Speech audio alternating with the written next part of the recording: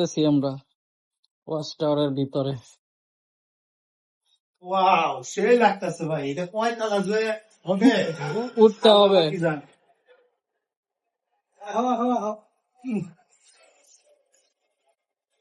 ও মনু দেখো, আসতেছে, এই নিচে আছে তারা।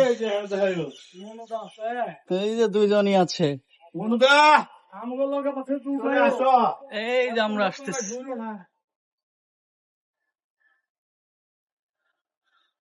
আর কয়তলা ভাই? আস্তে আস্তে ভাই,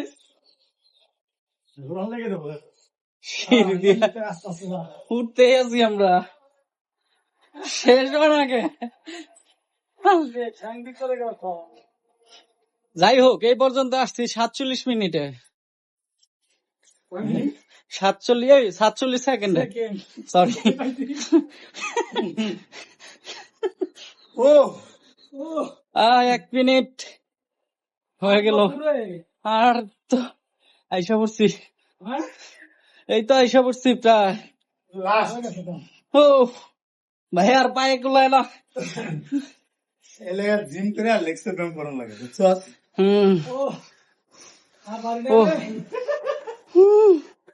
ওয়াও, এখন তো তাও ওরকম, সেই লাগে।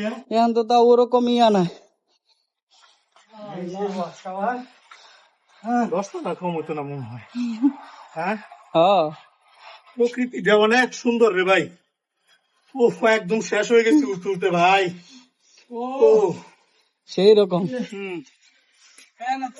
মন জোড়ানো বাতাস। ও সেই সেই সেই সেই সেই বাতাস, সেই ওয়াও। খুবই ভালো লাগতেছে।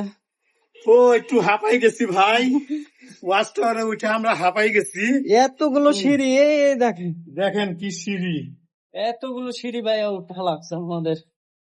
হ্যাঁ, এই যে মনুদা, ভাই মনুদা, আমরা সবাই চলে আসছি ওয়াচ টাওয়ারে এই বন বন দেখতে, দেখার জন্য। এই কি সুন্দর বন, বন আর বন ভাই, সেই বন, মধুপুর বন হয়ে আছি আমরা। দেখছেন, দেখতেই পাচ্ছেন।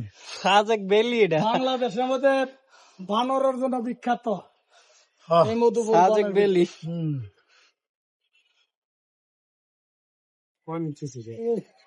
3 মিনিট হলে কাটতাম। হ্যাঁ, সেই লাগতেছে রে ভাই। আপনার অনুভূতি কি বলেন? আপনার অনুভূতি কি? আরে দেখার মতো একটা সুন্দর জায়গা ভাই, এই খুবই সুন্দর, ভালো লাগছে আপনারা আমি কইরা দিমুনি।